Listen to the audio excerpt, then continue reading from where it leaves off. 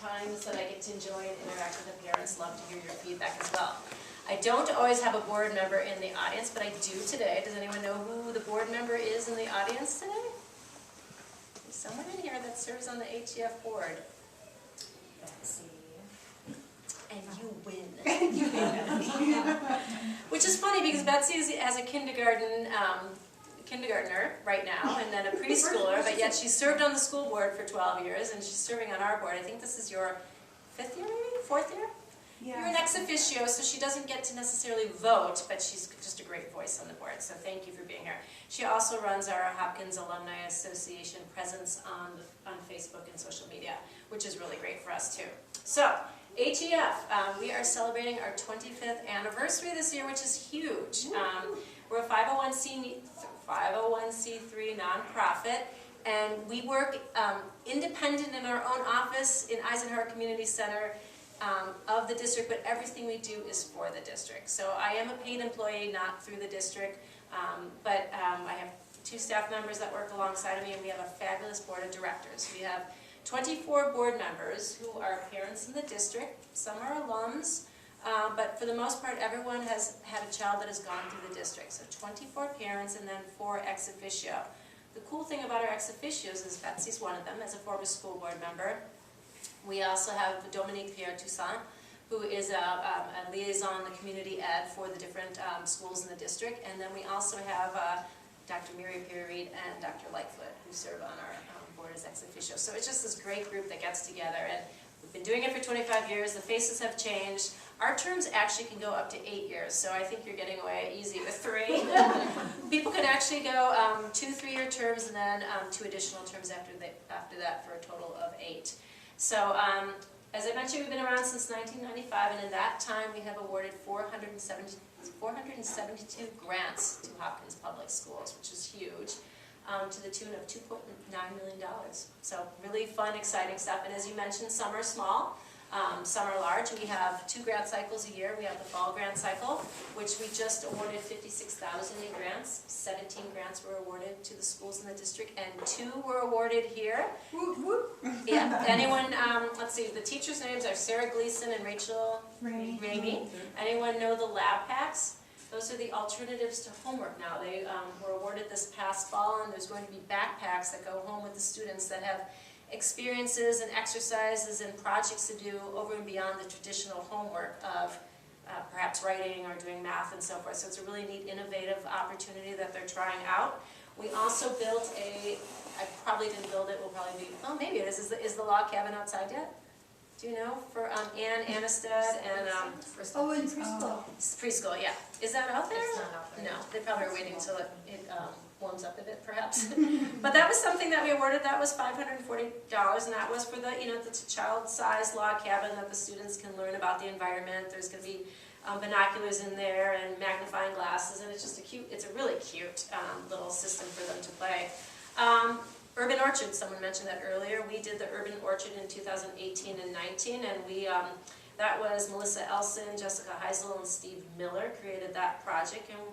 And the orchards did we get some planted this past spring? They are not planted, but Buildings and Grounds is cooperating with us to get the stuff that's over there cleared and get it in. Yeah. That was an idea that you had probably 5 years ago when we sat down together, and it came to fruition now. So there'll be some plum and cherry and golden raspberry and bushes, and it should be really exciting. And all the students will get the opportunity to, pick the fruit, take care of the fruit, perhaps have a farmer's market at some point and sell some of the fruit, share it in the cafeteria. We also did making music together for K through 2, so we funded some xylophones and metallophones and glockenspiels. An entire collection of orcs for the primary music room. And this was your second set too, so now all students have the opportunity. Right, the older kids had it, but now there's an entire set. Right. And they're expensive, but wonderful. And when you see all the kids kneeling there doing it. And those are the ones where you can lift them up and change them. Right. You can change the keys. If you don't want them to play certain notes, you just take those notes out and then they just play the ones. Right. So it's really neat. Kara was really designed for children to learn music. Yeah. super fun. And then we had the Bakken Museum STEM residency. That was a couple of years ago, but I remember coming in and seeing the finished projects in the gym, and that was just so And cool. because of that, they do that, they continue to have the engineering fair. That's great. So that's sometimes what happens is we pilot something and then we hope that the school picks it up, or what they've learned during that pilot project they extend for years to come. We're actually working on something super excited that I can't share tonight, don't you just hate that? But Rita and I were just chatting about it, and there's some really cool things coming down the pipe. So we are currently in our spring grant cycle, so staff has the opportunity now to submit grant applications to us, which we hope we receive lots. Typically we have more in the fall than the spring. So if you have an idea as a parent, I don't think there's any staff in here, right? Yeah. Some PTO meetings have staff members, but if you have an idea or you've seen it in another school or an opportunity, talk to your teacher and suggest they apply for a grant. We've got a really simple form called a concept form. It's a 3-page form that is kind of an idea generator, so you don't have to do the heavy-duty grant application. You do the concept form, and then we, as a committee, review them and give feedback on whether this would resonate for a grant. So anyway, hopefully we'll get lots of grants coming up here. I also wanted to mention, which I didn't, on our board members, there's a couple parents that you might know. Brian Kresge. Anybody know Brian Kresge? He's a first grade parent, I believe.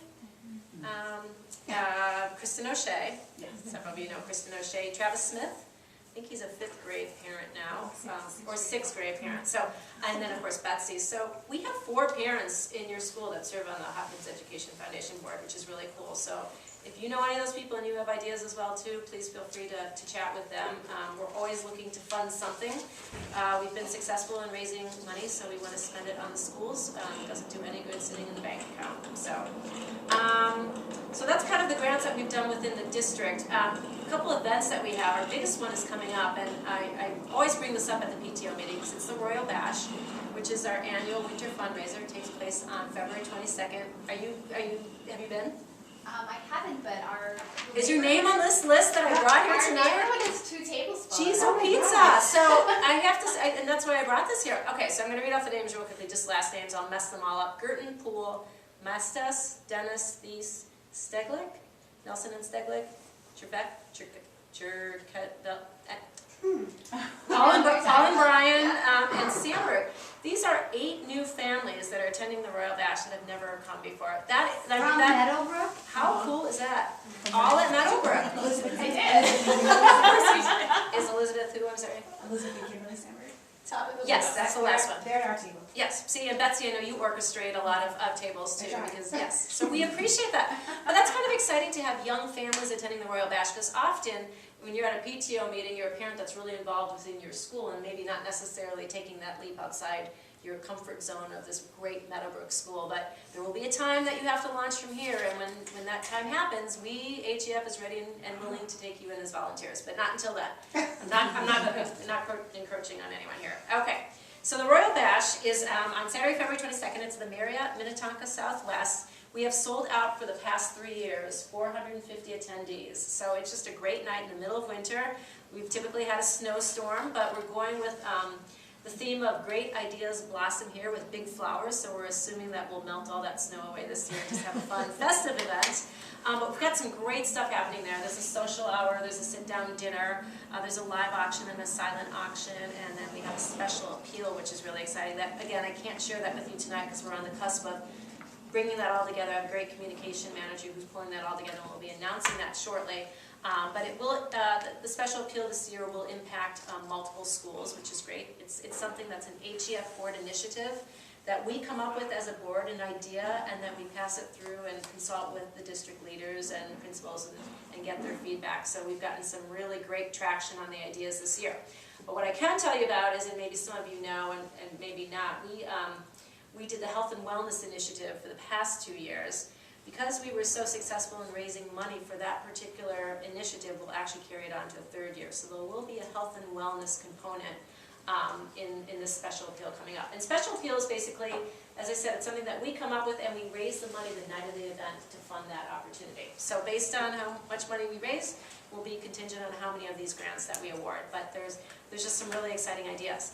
The Health and Wellness Initiative, a couple things that you might have seen in the schools or heard about, the Tower Gardens, that was part of our Health and Wellness. Yeah, and you grow here, we've seen things We growing here. harvest and we serve it, and we. Yes, which is great, and you have the food to table coordinator who comes in and works with the teachers. I forget her name, we didn't hire her, but she came through food service and she's just fabulous. So she works with a lot of the classes, pulling the plants and the herbs off the garden and creating things within the classroom. And it's kind of fun when someone tries something they haven't tried before, and you think, oh, but the excitement of pulling it off this tower that's got lights on it and things growing out of it, There like are a cheese basil head. leaves on it this big. Yeah, it's fun. It's a great visual. It's in the new open area by Franklin.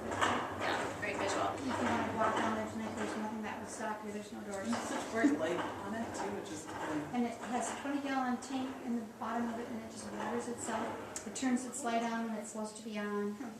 Yeah, we're really into food equity, making sure kids can be, can sustain, when some kids don't have meals on their dinner table every single night, some people have to figure out where they're getting their next meal from. And we feel like if we're helping kids identify how to make meals at a young age, that at some point perhaps they can carry that through and share that with their families and so forth. So we also we're doing a lot with social and emotional learning, regulation within the classroom. A lot of kids, this is a busy time for kids. They've got more on their plates than maybe you guys did, certainly more than I did, I believe. You're dealing with social media, you're dealing with friends, you're dealing with bullying, you're dealing with, just a grumpy day, friend groups. It can be a tough time. So we've supported a lot of curriculums within the classroom and with the counselors on ways to self-regulate and help them self-regulate with the students. We do yoga calm. We've hired instructors and trained for yoga calm, mindfulness, breathing balls. Second step? Second step curriculum, yep. That's We every class. started second, but now we have purchased it for every room. Every classroom has second step available. I was observing it in third grade last year. And that's the tier 1 intervention where the staff are It's for able to everyone. figure out, Learning empathy, learning how to share, wait your turn, trade, right. Just being a good deal citizen, with name calling. which is one of our goals, yeah. So that was great. We'll continue to carry that on, and we will have some components in this upcoming special appeal that will also deal with social and emotional learning. Have any of you heard of the wellness centers at the junior high and the high school? So those were really exciting. That's something that is gaining great steam. It was an idea that we came up with to have after-school support centers at the high school and the junior highs. That way students can, we can get rid of the leaving the classroom in the middle of the day and making an appointment after school. You get rid of the fact that if you can't get your appointment that's in downtown Hopkins, it's right there. We have counselors, we have social workers, we have individuals who move forward that are helping us, and it's just this great center. And it's expounded. Originally it was, was after school and you signed up for an appointment, and it was slow to get going because there's a stigma to having a problem. Students don't want to necessarily admit that they're struggling. They don't want to be seen walking into the wellness center. So now they've created this huge wellness center at the high school. I don't know how many of you get to the high school, but it's fabulous. There's all this flex seating, there's pictures on the walls, there's lava lamps, there's comfy chairs, there's weighted blankets, there's not incense, but one of those things that give you great smells. There's a Keurig for tea, and it's just a great place for students to go just when they're feeling a little bit, stressed or a little bit off balance, or if they're really struggling. We've got those counselors there that can help them if they're, tier 1, tier 2, or tier 3 type intervention. So it's just really, they're doing a grand opening on January 27th, which I'm really excited to see because in phase 2, we've purchased all these new items and they're now in the schools. And North has one as well as West Junior High too. Everyone will be at the climate event though. Yes. Oh, What time is it? Ours is 3 to 4. oh, ours is 6 to 7. Yeah, I did hear you say that. So that's kind of fun too with the wellness centers. And then a couple other things we do, because we're good at raising money so that we can turn around and award these grants. We're having a Royal Family Fun Day. Betsy Anderson is serving on that committee, along with a couple others. And it's going to be an event at Eisenhower in their community center gym, and it's going to be open to everyone within the Hopkins Public School District. It's going to be a very reasonable entry fee. It's for families. A lot of the events we have are adult-related events. There's, cocktails and fun things. We wanted to have a children's event where families could come and community to come and gather together. So we're taking over the gym. We're going to have a couple inflatables in there. We're hoping to have some perhaps high school basketball players, some of our stars may be working with kids. We're gonna have food and snacks. We're gonna have Bach to Rock, which is a music organization in, I believe, Plymouth. You're shaking, so you probably know. I think it's Plymouth. Yeah, Plymouth. But they have an instrument zoo that they'll bring in with all, they call it an instrument zoo, but it's all these different pieces of instruments that kids can play and have fun with. And missing one thing, there's 4 quadrants. Maybe ECFE? Yeah, some fun games and stuff like scooter races or, Oh, sure. yeah, something along those lines. It's still in the early formation. Yes, It's we're gonna be just- fabulous. We have to get Bash under the belt and then we'll go full steam ahead with this. And there'll be some fun snacks and we've done it in the past. We did it at Interactive. Stacy and, Stacy Anderson. Ted. Yes, Stacy and Ted Anderson owned Interactive. We did it there last year, so we kind of And took we are over. Meadowbrook parents. Yes, they are, right. And they attend the Royal Bash too, if you know them. So they did it last year. We had a great, about 106 people came, and we're hoping to just increase that again too. So it's, again, a community building event. And then we always have our big event in September too called the Rock and Royal. Has anyone attended? I know you've been Royal. That's a really fun event in downtown Hopkins. It's, we block off the street, we have a band, we have food trucks, we have dancing and just Adult beverages. adult beverages, yes, good food, and we had over 400 people attend this year too. So we're a fun nonprofit, and everything again that we raise goes back to the schools. So it's just my little spiel for today. Oh, and then yes, Betsy has been, I should bring up raffle tickets. I don't because I don't like to, but you can.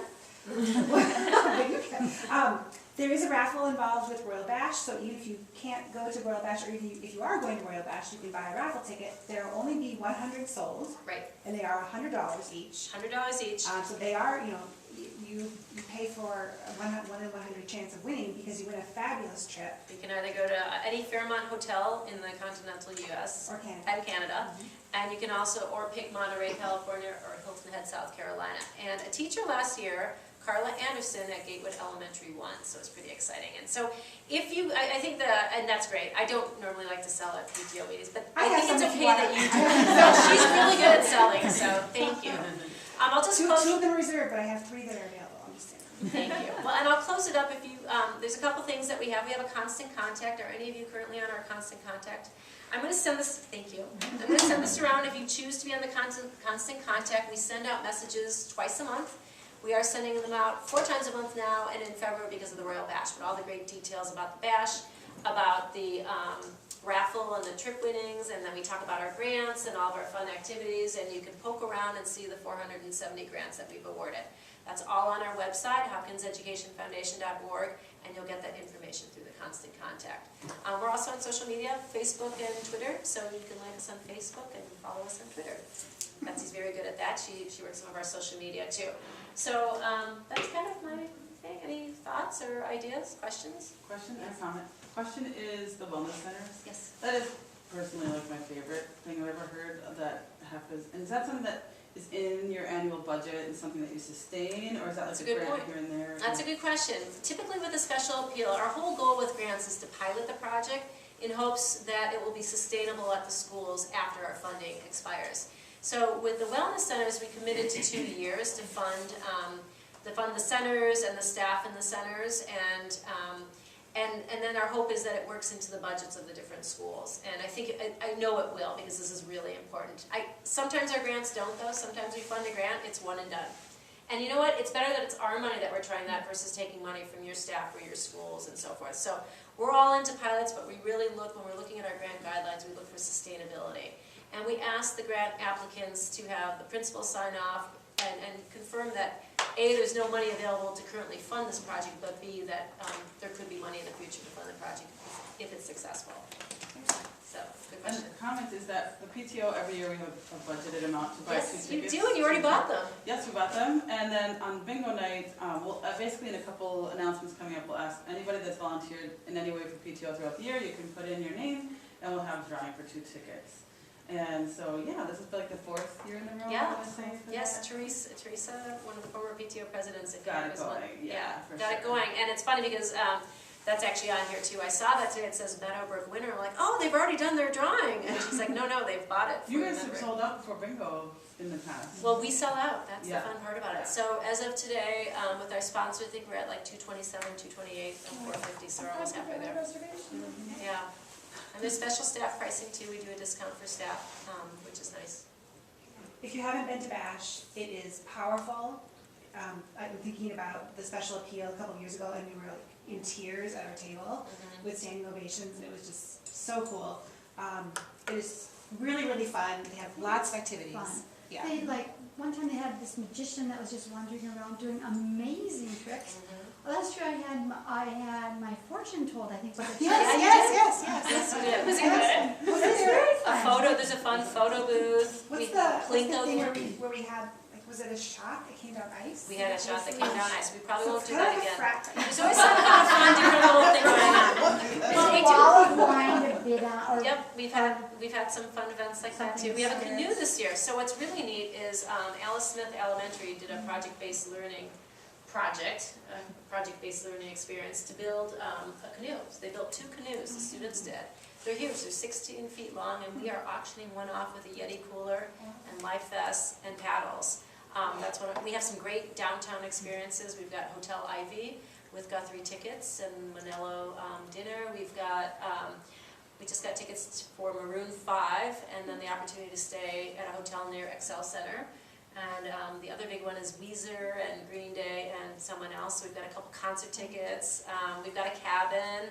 So we've got some fun stuff. We have tons of silent auction items, and the cool thing is that it's on it's mobile bidding. So you actually can start bidding in the morning if you're an attendee. They send you the link in the morning, and you can actually start bidding on the silent auction.